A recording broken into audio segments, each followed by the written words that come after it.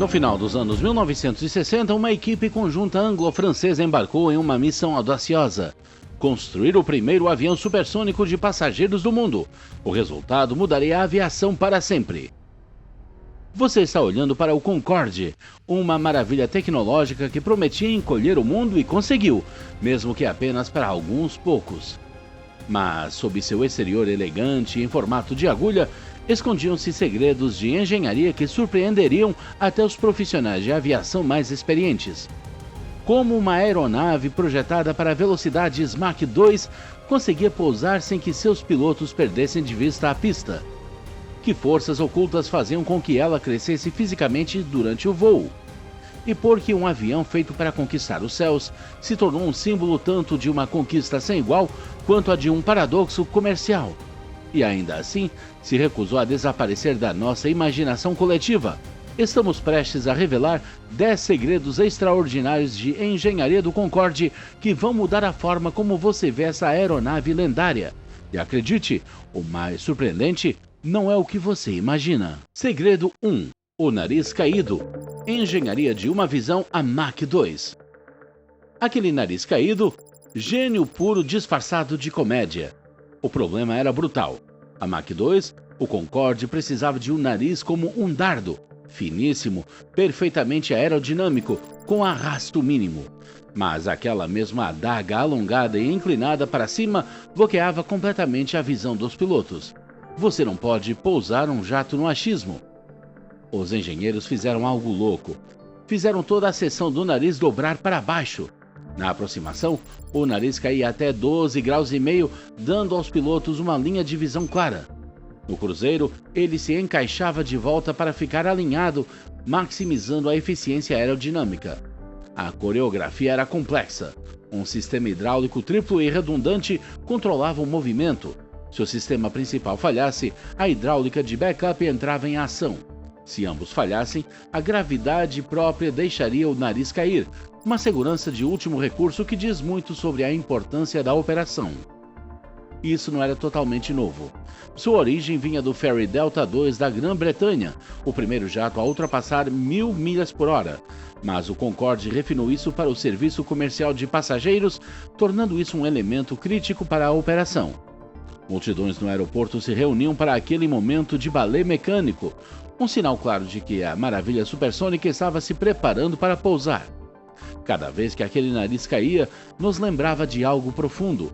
Beleza e função não são fáceis. Às vezes, elas têm que se dobrar. Segredo 2. Alongamento pelo calor. O avião que cresceu durante o voo.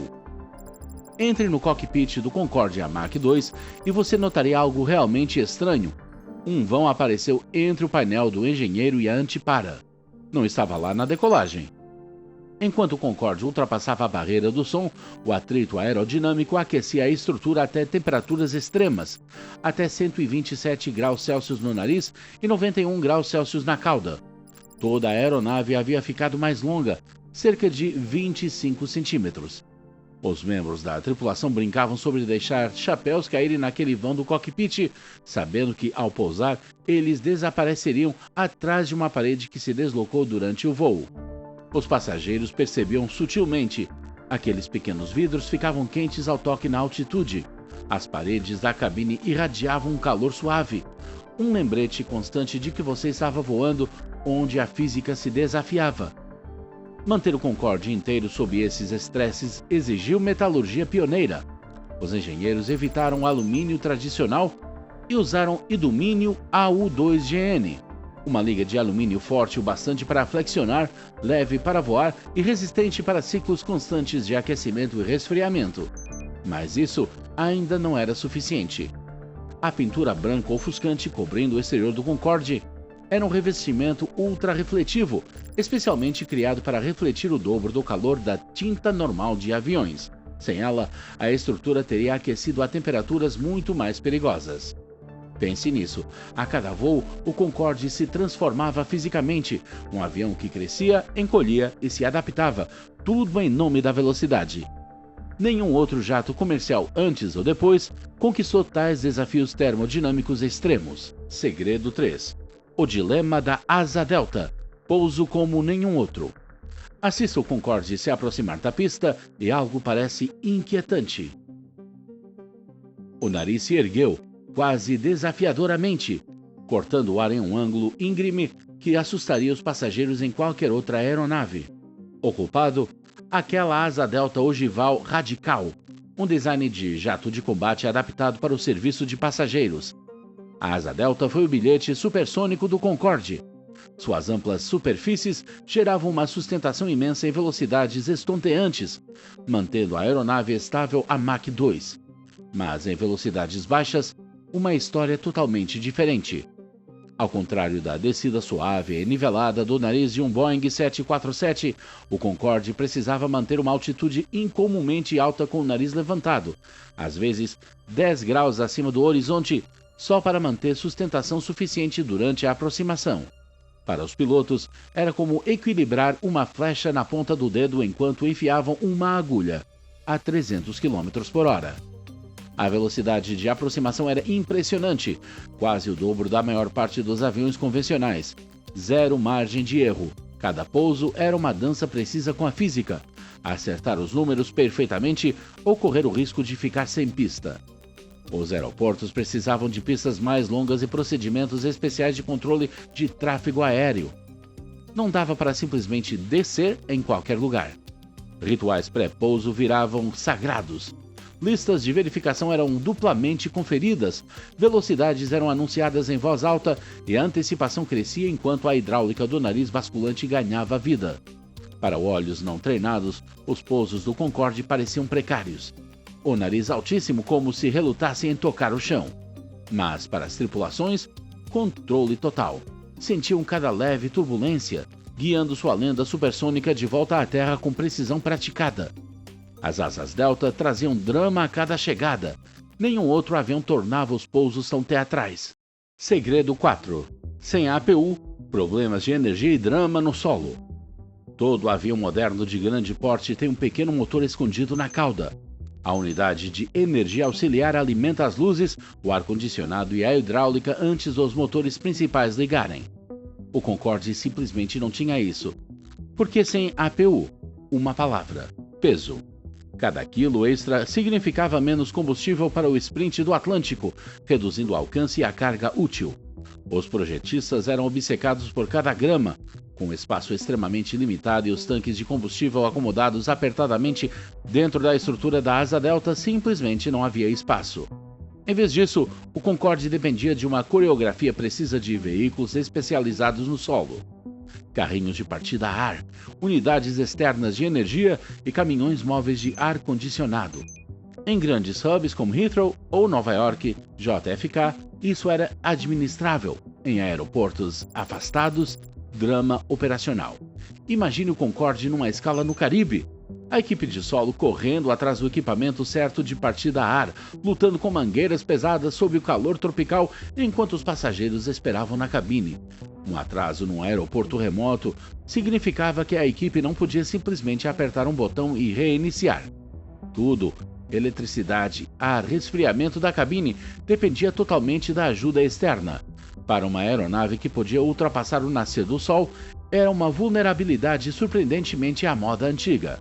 A tecnologia máxima da aviação completamente dependente de caminhões de apoio só para decolar. As equipes aprenderam a esperar o inesperado, solucionando problemas quando o carrinho certo desaparecia ou as tomadas não encaixavam. Há um charme nessa peculiaridade. Um lembrete de que mesmo as máquinas mais avançadas às vezes têm que se curvar às realidades práticas. Segredo 5. Magia do motor Mach 2, rampas variáveis e Super Cruise. Imagine o Concorde rompendo a barreira do som. 4 poderosos motores Rolls-Royce Snecma Olympus 593 gritando, a fuselagem brilhando e as entradas de ar características abaixo das asas quase parecendo vivas, se moldando em tempo real. No coração dessa magia estavam as rampas de entrada variáveis. À medida que o Concorde acelerava para Mach 2, essas rampas mudavam de posição dentro dos dutos de entrada do motor. Seu movimento criava ondas de choque precisamente anguladas que desaceleravam o ar supersônico para uma velocidade subsônica gerenciável antes de atingir os compressores do motor. Por quê? porque até os motores turbojato mais potentes não conseguem lidar diretamente com o fluxo de ar supersônico sem arriscar falhas perigosas ou danos. Essas rampas eram controladas por computador, monitorando continuamente pressão, velocidade e altitude, sempre ajustando para manter o fluxo de ar perfeito. Errar nisso e você perderia empuxo ou correria o risco de uma explosão no motor. Mas é aqui que o Concorde realmente se destacava de todos os outros jatos comerciais. A maioria das aeronaves supersônicas queima combustível insensatamente rápido usando pós-combustores só para se manterem supersônicas. O Concorde era diferente. Enquanto os pós-combustores forneciam um impulso dramático durante a decolagem e aceleração transônica, acendendo chamas visíveis, eles eram desligados por volta de Mach 1,7.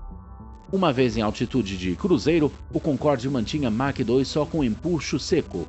Essa capacidade é conhecida como Super Cruise, voar supersônico sem o consumo exorbitante de combustível dos pós-combustores. Só o Concorde podia reivindicar esse feito no serviço comercial. Cada mudança sutil no tom do motor lembrava aos observadores algo notável. O Concorde não era apenas rápido, ele era um organismo em constante adaptação, construído para conquistar o limite do que era possível. A verdadeira magia acontecia lá no fundo dessas entradas, onde a física encontrava a engenharia em Mach 2. Segredo 6. Gênio dos sistemas, fly-by-wire pioneiro e combustível como escudo térmico. Para voar a Mach 2, o Concorde teve que ser mais inteligente que qualquer avião comercial antes dele. Duas maravilhas pouco reconhecidas tornaram isso possível: sua adoção precoce dos controles fly-by-wire e um sistema de combustível engenhoso que também funcionava como escudo térmico. Muito antes do fly-by-wire digital se tornar padrão, o Concorde foi o primeiro jato comercial a praticamente abandonar as conexões mecânicas diretas em favor de um sistema elétrico analógico. Cada movimento na coluna de controle do piloto enviava sinais elétricos para as unidades de controle de voo potência, músculos hidráulicos guiados por cérebros eletrônicos. Para a segurança existiam 3 camadas de redundância: elétrica primária, elétrica de backup e, se tudo mais falhasse, um sistema mecânico de reserva. O mais inacreditável: em mais de 2 décadas de operação, o Concorde nunca precisou desse último recurso mecânico. Mas o gênio do Concorde não estava só nos controles. Na maioria dos jatos, o combustível é simplesmente carga. No Concorde, era vital tanto para o equilíbrio quanto para a sobrevivência. À medida que a aeronave queimava combustível, um sistema automático bombeava continuamente combustível entre tanques localizados nas asas e na fuselagem, sempre mantendo o centro de gravidade perfeitamente otimizado. Aqui vai a reviravolta final. O mesmo combustível funcionava como um dissipador térmico líquido. Enquanto a pele de alumínio aquecia sob o atrito implacável do voo a Mach 2, o calor era propositalmente permitido penetrar nos tanques de combustível, evitando o superaquecimento estrutural. Esse sistema também resfriava de forma inteligente outros sistemas a bordo, como ar-condicionado e hidráulica, eliminando a necessidade de unidades dedicadas de refrigeração. Contra-intuitivo? Com certeza. Combustível de jato como agente refrigerante, mas funcionava. Os pilotos monitoravam os mostradores, observando o combustível migrar pelas asas não apenas para equilíbrio, mas para absorver o calor implacável gerado pelo voo supersônico. Ambos os sistemas mostraram como os engenheiros do Concorde resolveram problemas aparentemente impossíveis com soluções elegantes, quase de ficção científica. Não era apenas a velocidade que diferenciava o Concorde, era fazer o futuro parecer palpável. Segredo 7. Uma cabine como nenhuma outra. Pequena, quente e ultra exclusiva. Entre na Concorde e algo parece inesperado. Este ícone supersônico não era um palácio voador, mas um tubo estreito e elegante, apenas 9,5 metros de largura, mal cabendo 4 assentos lado a lado, com capacidade para apenas 100 passageiros. Era uma fração da multidão de um Boeing 747. Era exclusivo, íntimo e, para alguns, um pouco claustrofóbico, como pilotar um submarino de luxo pelo céu a Mach 2. As janelas eram menores que smartphones futuros, projetadas não para uma visita panorâmica, mas para a integridade estrutural a 60 mil pés sob imensos estresses do voo supersônico. Você podia se inclinar para ver a curvatura da Terra, mas vistas amplas não eram a prioridade. Os assentos, embora luxuosos e revestidos de couro, eram muito próximos. Cada centímetro importava em um jato feito para velocidade implacável. Ainda assim, o serviço era lendário. Vinhos finos, caviar e lagosta servidos com luvas brancas. Passageiros conviviam com celebridades, CEOs e a realeza, saboreando viagens que pareciam futuristas e profundamente privadas. Mas a experiência ia além do glamour. Enquanto a Concorde cortava a estratosfera, as paredes da cabine aqueciam e às vezes ficavam quentes ao toque. Passageiros frequentemente lembravam da sensação de calor nos braços, uma lembrança sutil e constante do calor feroz do lado de fora. Um passageiro regular descreveu como voar dentro de um raio de sol, luxuoso, mas com um toque de perigo sci-fi. Aquela pintura branca brilhante e distinta não era apenas estilo, era uma armadura de alta tecnologia, um revestimento especializado projetado para refletir o dobro do calor da tinta padrão. Sem ela, a cabine teria ficado desconfortavelmente quente e a estrutura da aeronave perigosamente estressada. Essa mistura de limitação high-tech e serviço high-touch definia o nicho único da Concorde. Não se tratava de transportar multidões, mas de vender o impossível: exclusividade de jato privado a 2 vezes a velocidade do som. A cabine era uma contradição. Pequena e íntima, mas oferecia o bilhete mais cobiçado da aviação. Para os sortudos que voaram nela, a Concorde oferecia não apenas um assento, mas um lugar na história. Segredo 8. Altitude e atitude. Vendo a curvatura da Terra e uma guerra de nomes. Olhe pela pequena janela do Concorde a 60 mil pés e a vista era diferente de qualquer outro voo comercial. O céu acima desbotava de um azul profundo para um preto intenso, quase indistinguível do espaço. Abaixo, a curvatura da Terra era inconfundível, o horizonte tão nítido e curvo que você podia por um momento se sentir um astronauta. Enquanto a maioria dos aviões comerciais voa a 38 mil pés, evitando tempestades e turbulências, o Concorde voava quase o dobro dessa altura. Ele voava acima do clima, do tráfego aéreo e das turbulentas correntes de jato. Nessa altitude, a viagem era surpreendentemente suave. Tempestades viravam memórias distantes e rodopiantes vistas de cima. Os controladores de tráfego aéreo davam prioridade a ele. Simplesmente não havia mais ninguém naquela altitude nessas rotas. Os passageiros viam continentes deslizando como se estivessem na borda do espaço. Um privilégio que nenhum outro jato comercial oferecia. Mas a altitude não era a única distinção do Concorde. Até o nome causou controvérsia internacional. No início do projeto, o governo britânico anunciou que a aeronave se chamaria Concorde, omitindo o E final preferido pelos franceses. Essa única letra desencadeou uma tempestade diplomática. Para a França, Concorde não era apenas uma palavra, era uma declaração de unidade e ambição compartilhada derivada da palavra francesa para harmonia. O debate durou anos, tornando-se um ponto persistente de discórdia entre as duas nações parceiras. No final, o ministro de Tecnologia do Reino Unido, Tony Benn, oficializou a restauração do E, declarando famosamente que significava excelência, Inglaterra, Europa e, crucialmente, a histórica Entente Cordiale entre a Grã-Bretanha e a França. Essa única letra virou um símbolo do DNA anglo-francês do Concorde. Um lembrete sutil, mas poderoso, de que a aeronave nasceu de uma parceria que transcendeu rivalidades nacionais. Altitude e atitude andaram juntas. O Concorde não voava só mais alto, ele mirava mais alto, tanto no sentido literal quanto simbólico. Cada voo era um testemunho do que as nações poderiam conquistar quando ousassem alcançar a estratosfera juntas. Segredo 9. Força hidráulica, o músculo por trás da velocidade. O Concorde era uma máquina de imenso poder e precisão. Muito dessa capacidade estava escondida em seus sofisticados sistemas hidráulicos. Esses não serviam apenas para movimentar o trem de pouso. Eram os próprios músculos que permitiam ao Concorde operar, desde seu característico nariz móvel até suas poderosas superfícies de controle. A escala era enorme. 3 sistemas hidráulicos independentes, cada um operando a 4.000 psi, significativamente maior que os 3.000 psi comuns na maioria dos outros aviões comerciais da sua época. Essa pressão maior significava que componentes menores e mais leves podiam gerar uma força imensa, crucial para uma aeronave onde cada grama importava. Esses sistemas acionavam quase tudo o que era vital. Os movimentos complexos das rampas variáveis de entrada de ar dos motores, o posicionamento preciso das superfícies de controle de voo, a extensão e recolhimento do trem de pouso, os freios e, claro, o icônico nariz móvel e visor. A coordenação exigida era um espetáculo.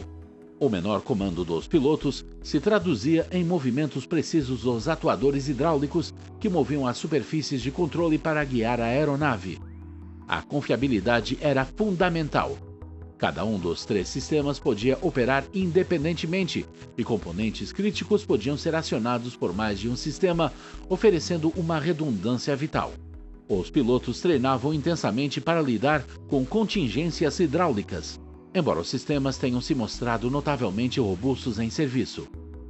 O fluido hidráulico em si enfrentava condições extremas, trabalhando constantemente em ambientes que variavam do calor intenso gerado pelo voo supersônico às temperaturas geladas a 18.000 metros de altitude. Fluidos especializados e um design robusto dos componentes eram essenciais.